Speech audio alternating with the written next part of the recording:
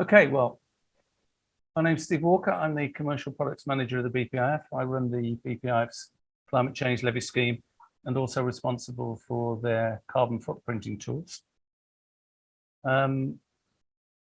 Despite the energy crisis, we're still getting members being pressurized by their customers to provide various types of environmental information. Have you measured your emissions? Which scopes have you included? Are they verified by a third party? Are you going carbon neutral or net zero? Is my job carbon neutral? Do you have science-based emissions reductions targets?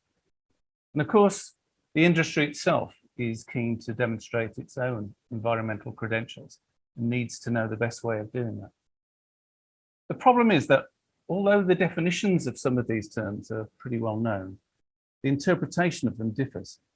And when you have two bodies such as the Carbon Trust and BSI giving different interpretations of terminology, then I think you're in trouble. So I thought I'd spend the next 10 to 15 minutes trying to explain some of the complexity and highlight some of the different interpretations. And then towards the end of the presentation, I'll talk a little bit about PAS 2060. So if we start with what is carbon neutrality, the definition is it's the condition which during a specified period there has been no net increase in the global emissions associated with the subject during the same period. Now this is a BSI PAS 2060 definition. So in order to go carbon neutral, a company or a product or an event measures its emissions it makes, tries to reduce it, but because it's virtually impossible to manufacture anything without emissions, it buys carbon credits to offset all of those emissions it can't reduce. The problem here is how much of your emissions are you expected to cover? Because just like it's difficult to manufacture without creating emissions, it's also very difficult to measure all your emissions, particularly your Scope 3 emissions. The Carbon Trust follows the Greenhouse Gas Protocol, which insists that you measure Scope 1 and Scope 2 emissions, but only recommends you cover Scope 3. Therefore, as far as the Carbon Trust is concerned, you can claim carbon neutrality by only measuring and offsetting around about 25% of your emissions if you're a printing company.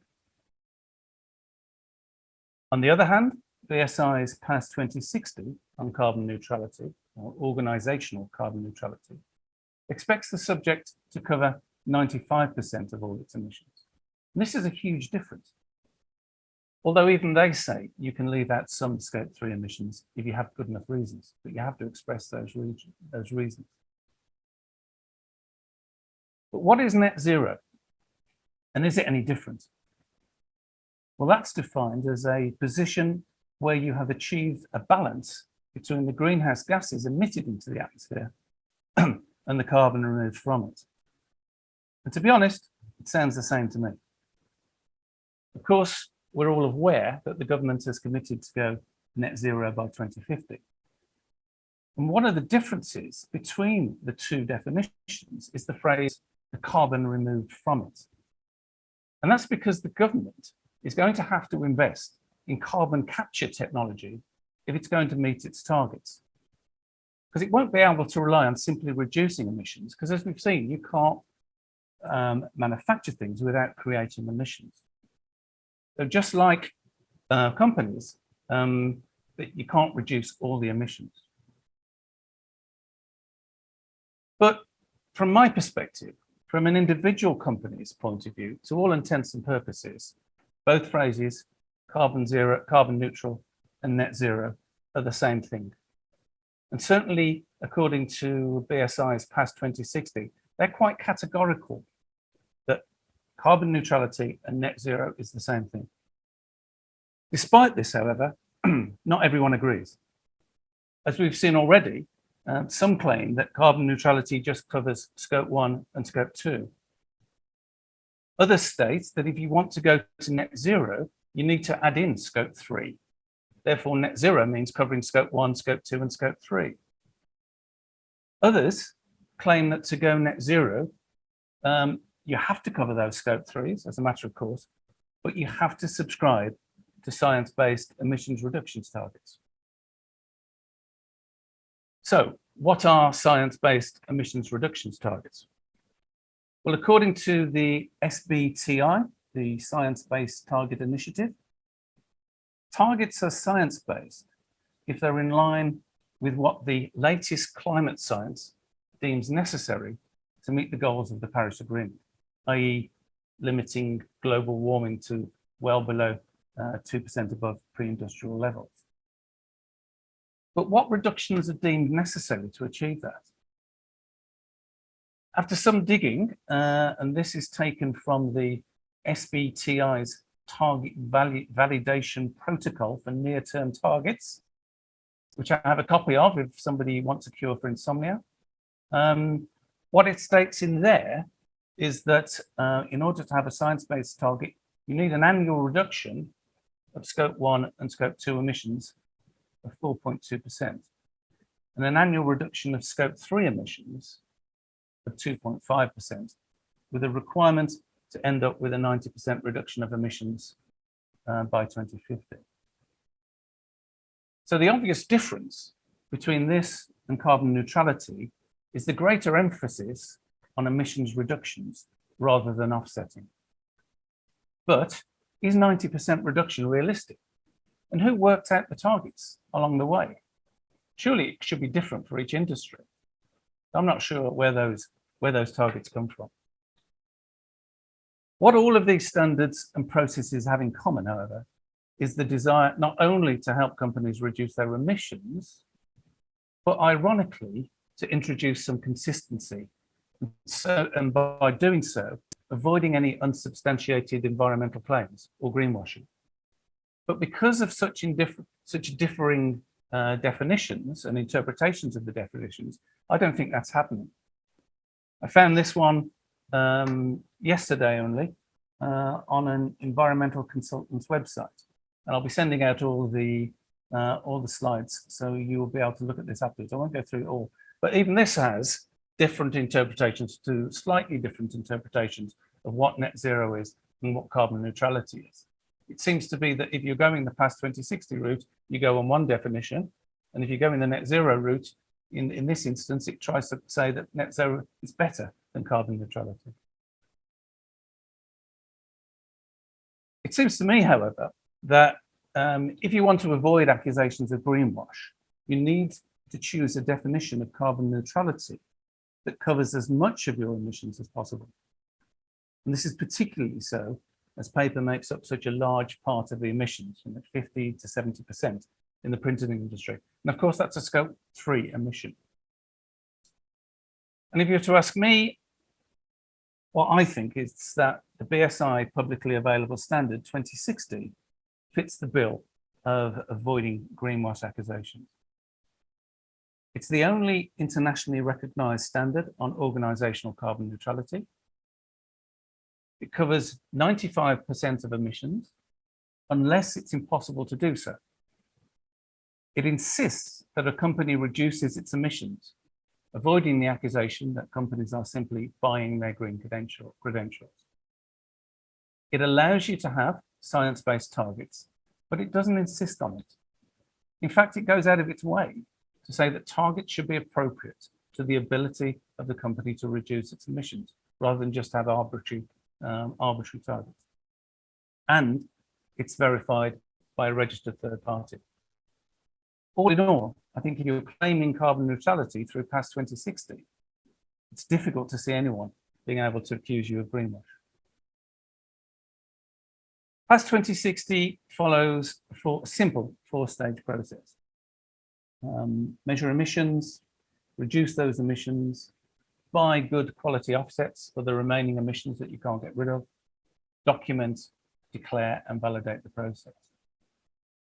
But the devil is in the detail. And as you'd expect from a BSI standard, the documentation required is pretty onerous. So I thought I'd go through the requirements briefly to give you an idea of what you'd be letting yourself in for if you wanted to go through the PAS 2060 route. Firstly, in order to measure the emissions, you need to use a tool that covers at least 95% of all emissions and anything that makes up more than 1% of the emissions. It also needs to comply with ISO 14064-1, and you need to document any exceptions or omissions to that. Now, fortunately, the BPIF back tool Climate Calc does all of that. So the industry has a ready-made tool for the first part of PAS 2060. Secondly, reduce emissions. A company has to reduce its emissions, not just by offsets. It can reduce its emissions absolutely in total, or reduce an intensity metric, i.e. tons of CO2 emissions per something, per turnover or number of employees. And this is useful as it's often very difficult to reduce an absolute emissions target in a growing company when paper is such a significant part of it. You're using more paper, you're using more board, your emissions are going to increase. However, if you only achieve a reduction in your intensity metric and not the absolute figure, you do need to explain why.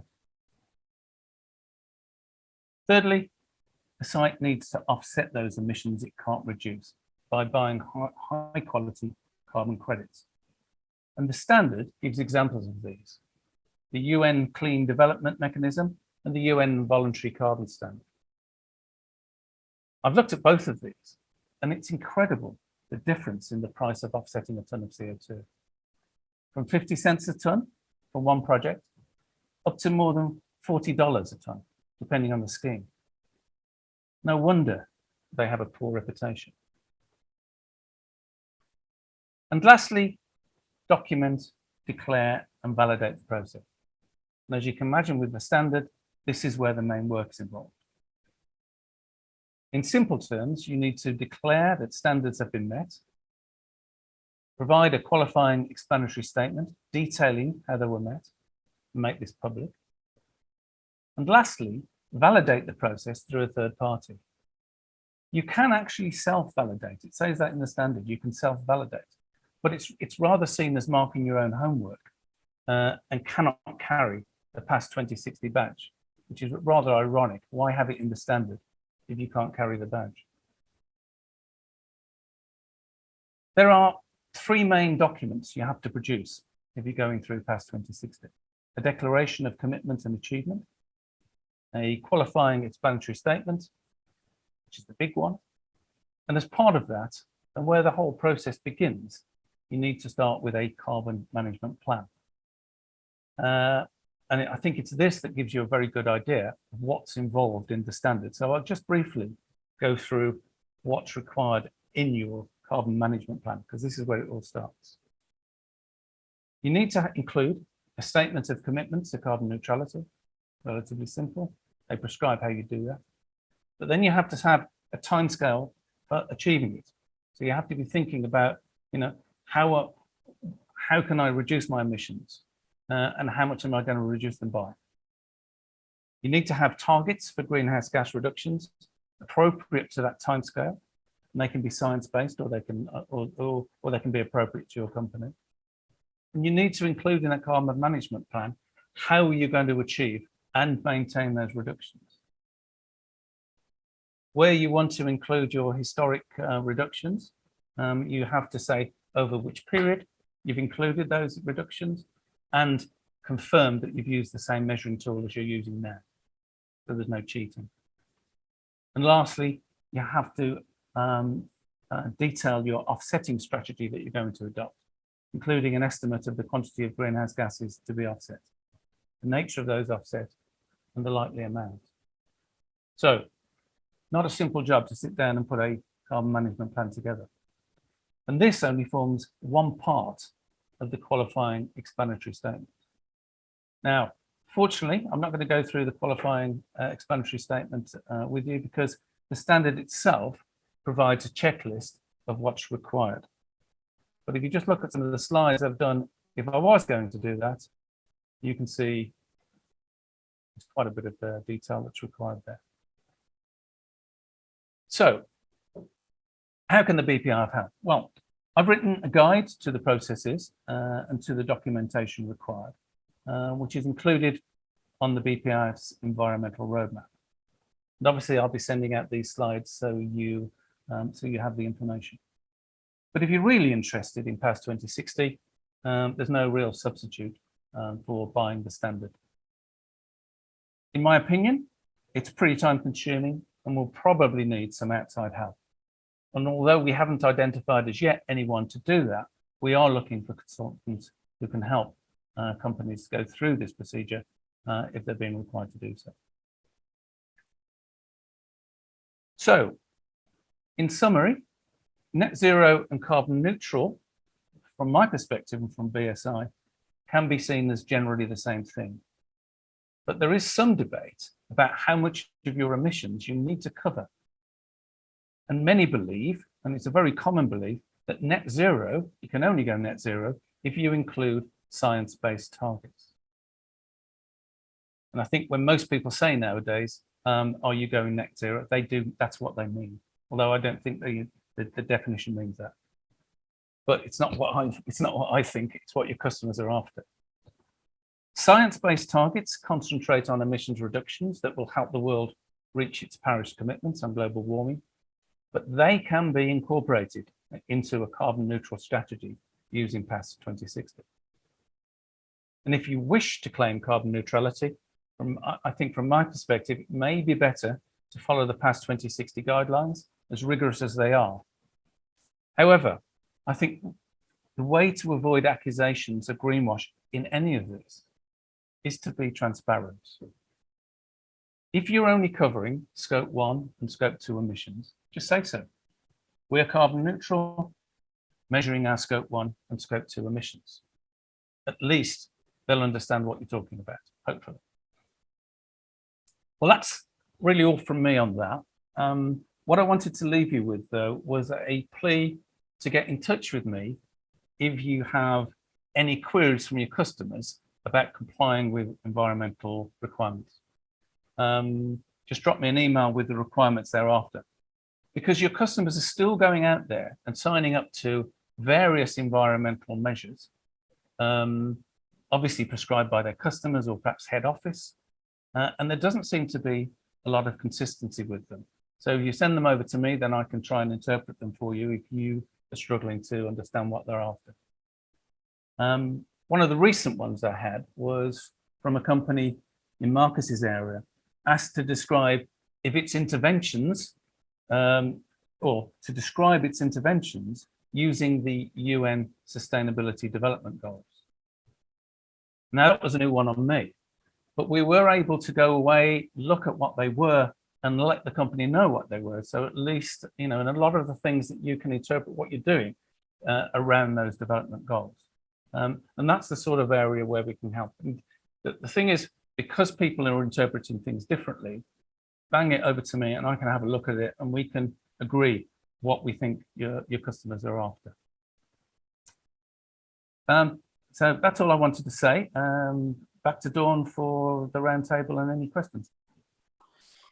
There aren't any questions at the moment, Steve. Do you want to, while people digest that, do you want to give a quick overview of Climate Calc and what it asks members to do for scopes 1, 2, and then 3?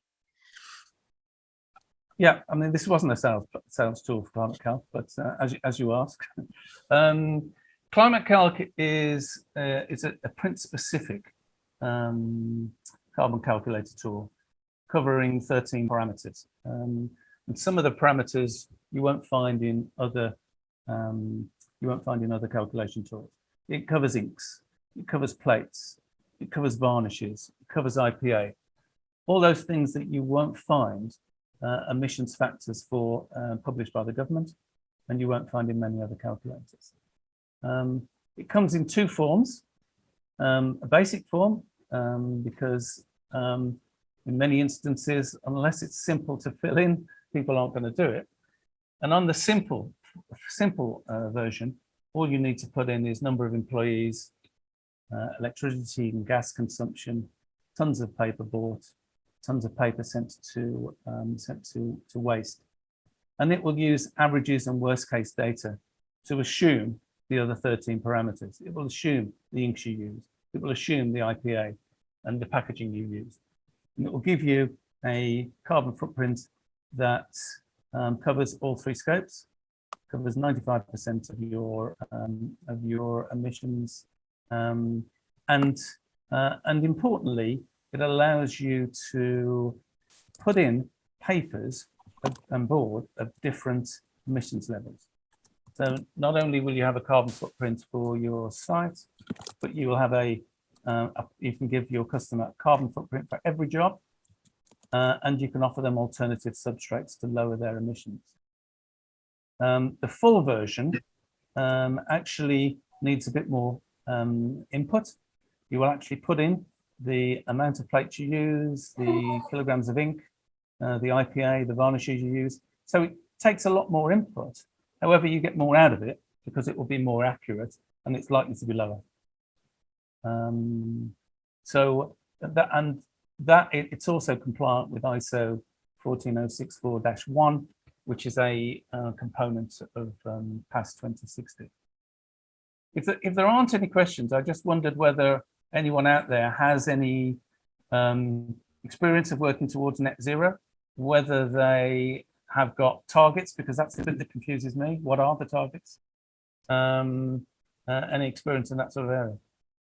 Steve, I've got a question just to throw in there, but I know you've had lots and lots of inquiries around climate calc, but is there any pattern to the sectors of the print market that are actually accelerating? I know labels, there was a sort of cluster of labels companies looking at moving forward in climate calc, and one of the big UK book printers, but is there any pattern where pressure from the supply chain is focusing on any particular sector?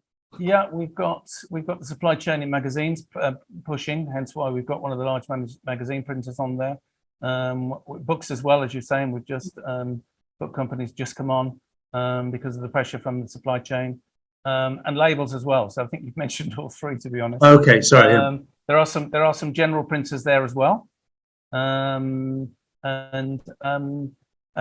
you know, it's getting. Well, one of the questions I was going to ask actually the forum is, do you know, I get lots of queries in this area, but because I'm just one person and I'm focused on one area, is it a general thing across the industry that companies are getting asked this? Some companies say to me, nobody's asked me, I want to get ahead of the curve. And what I would say to them is, yep, climate calc is one way of getting ahead of the curve.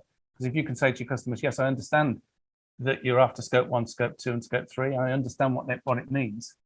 That can be a bonus if you've got some of your competitors who haven't got a clue. I think books, magazines, and labels, and then other general printers. The reason for the books intervention, I suppose, Steve, is we knew the Publishers Association had something coming down the line, and what we wanted to do in the books sector specifically was almost get ahead of the curve and show them what printers had at their disposal by way of tool, and just make sure that anything they did aligned with that, which obviously you were involved in. So we know it does align with what the Publishers Association were planning. So that was the reason for getting involved with the supply chain from a books point of view. We have got some questions actually, Steve. So could you just close down your slides for me? Yeah, sure. Thank you. Then great, because I can get chatted then. So just a question from Anthony: how many printers are currently using climate calc, and do we know how many are looking at PAS 2060 as a wider standard? We've got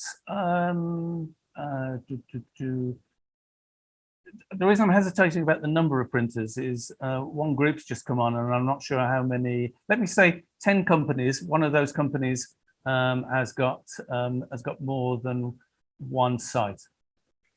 And it's more than one site in more than one country. Yes. Yeah. Yeah. Yeah. So being European, that helps. I can actually see some of the questions here.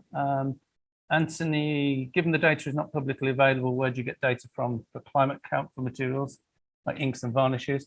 The Danes who developed climate calc get their information from the EcoInvent website, which they pay a license fee for, and also for inks from studies in universities.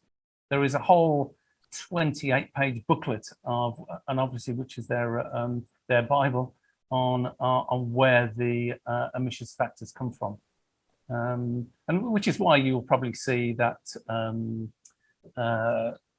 the other calculators which are less print specific won't be using these, because you have to pay a license to go to EcoInvent. James Buffoni, what are the main differences between climate calc and carbon quota? I'm not an expert on carbon quota, unfortunately. I think carbon quota you can dovetail more easily into your MIS system. Climate calc is spending, because it's been going 10 years now, it's spending €70,000 on updating to make it available to possible to integrate with your MIS system.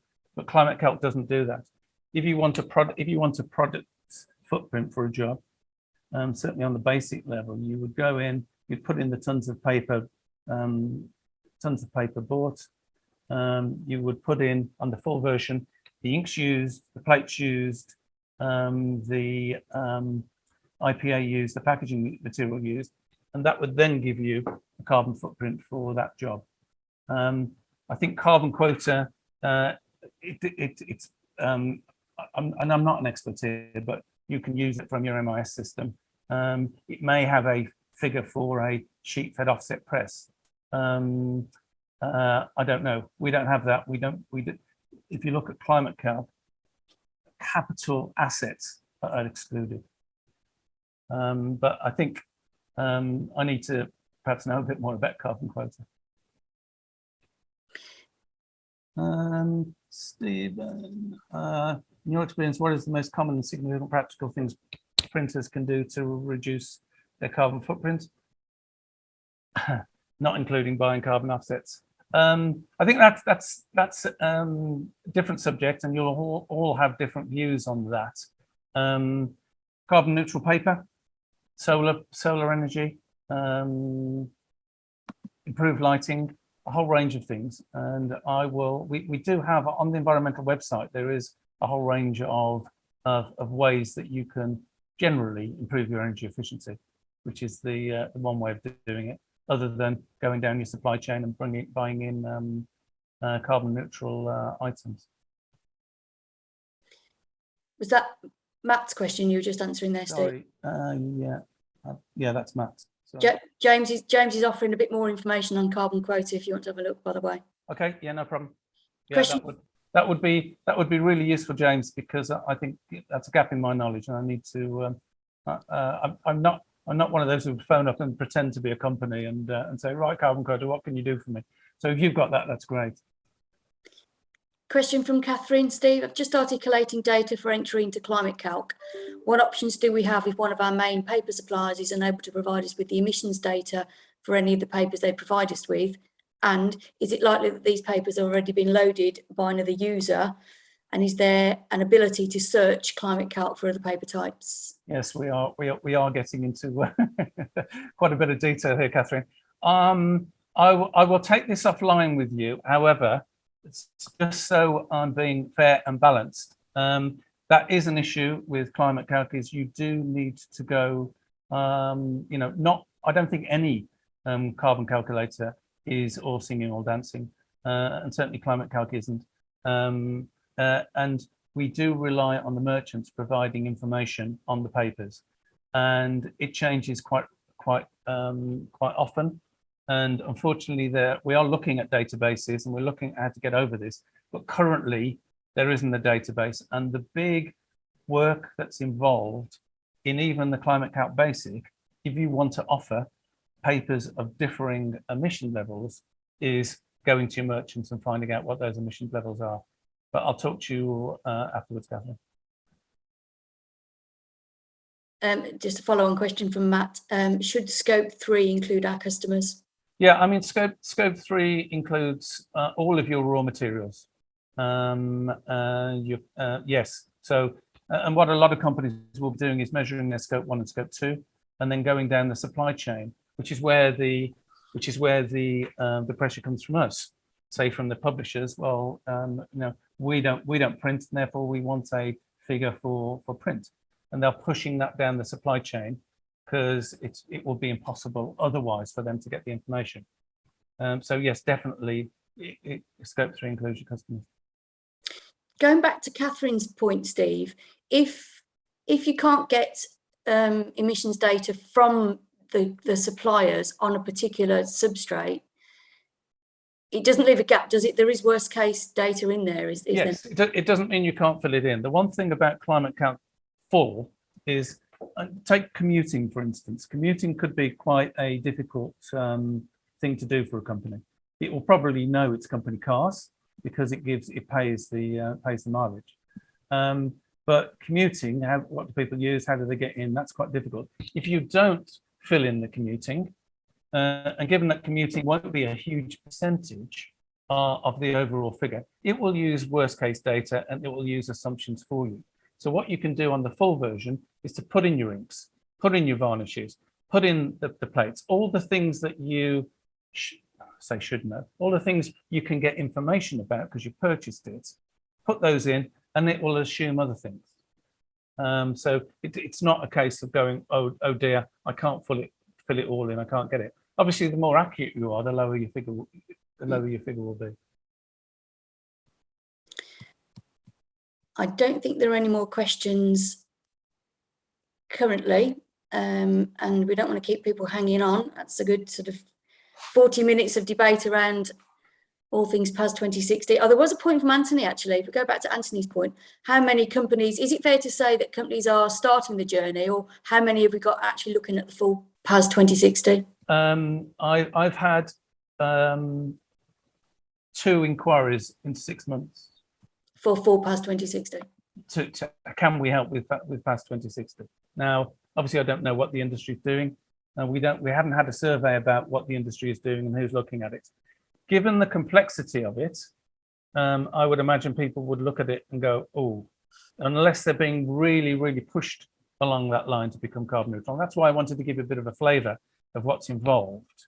Then I think, companies may have looked at it and gone, that's a hell of a journey. It's quite paper oriented, as you'd expect from a BSO standard.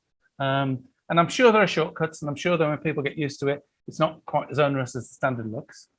But the reason I wanted to go through the carbon management plan is that gives you a good idea of what you will need to know before you start the process.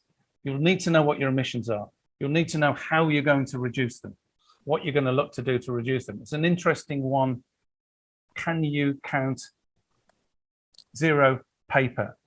carbon zero paper as a way of reducing your emissions? And one part of the standard says you can't look to do that, and another part of the standard says you can. So again, as with all standards, the devil is really in the detail. We're at the beginning of this process. But to answer Anthony's question, not many that I'm aware of.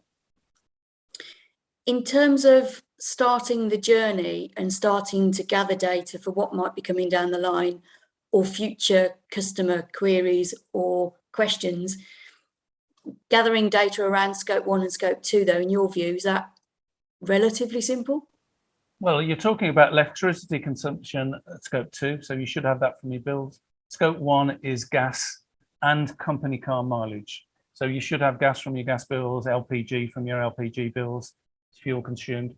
One of perhaps a more difficult one would be air conditioning. If you have your air conditioning serviced, the gas that they need to top up, there are emissions factors produced by the UK government to do that. So that should be relatively simple. It's the company car mileage, just gathering that data together. But if you're paying mileage, you should know that.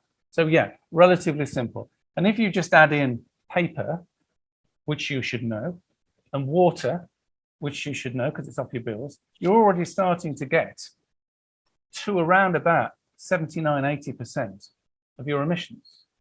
And given, you know, what a hotel is going to add to it, and you know, it's going to be very small, a lot of the Scope 3 emissions. So, as you know, if you can turn around to your customer, be transparent, and said, look, we're measuring what we can. We've asked some of our customers, but we're measuring what we can, and we reckon that takes 80%. Now, it's a big figure. Given that there's no definition here and there's different interpretations, you can sell a good story as there's no hard and fast rules. You know, there's lots of companies who've gone out there and been saying I'm big carbon neutral for ages because they've been covering Scope 1 and Scope 2. Easy to measure and not too expensive to cover. And why not? Cool. I can't see any more questions. So what we'll do, folks, is we'll send you the recording. That's eventually uploaded to the website for members anyway. We'll send you a copy of the environmental roadmap that Steve mentioned. There's some net zero pages we can send you the links to from our website. We can share the link for Climate Calc. There is a demo, Steve, is there not? Yes, the demo for the full and the basic version. If you want to know how onerous that is, just go onto the demo and you can just see what people have had to fill in. We can certainly include that in the feedback. And if there are any questions outside of this session, anything more specific, Steve, if you pick up with Catherine direct. Yeah, I'll do. Ping it through to either Steve, Darren, Marcus, myself. We're all on the call this afternoon. If not, enjoy the rest of your afternoon. Thank you for your questions, and thanks, Paul. There is an offsetting expert on the session. If you do want to talk to someone about offsetting, the lovely Mr. Opie will pass on his details. So yeah, thank you for your attendance this afternoon, and enjoy the rest of your afternoon.